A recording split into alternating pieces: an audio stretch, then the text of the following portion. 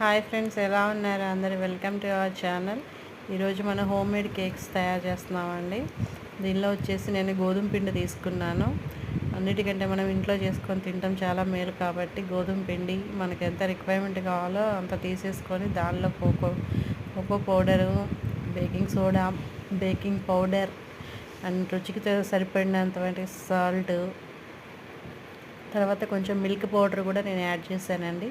వీటన్నిటిని మొత్తం కలిపేసి మనం జల్లించుకోవాలి. జల్లించగా వచ్చిన పౌడర్లో వచ్చేసి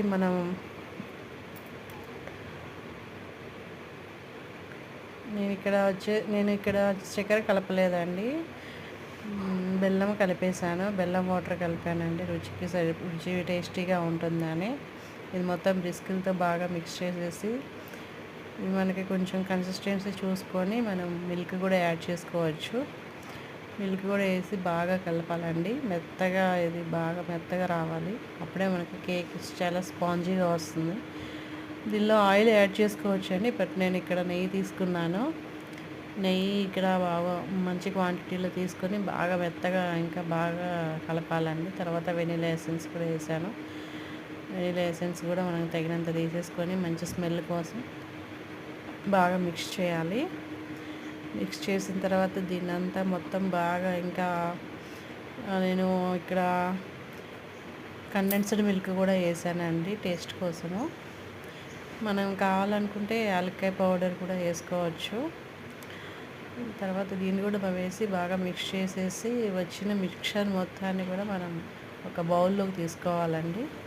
తర్వాత ఇక్కడ డ్రై ఫ్రూట్స్ కూడా యాడ్ చేశాను గార్నిష్ కోసము. బౌల్లో తీసేసుకొని మొత్తాన్ని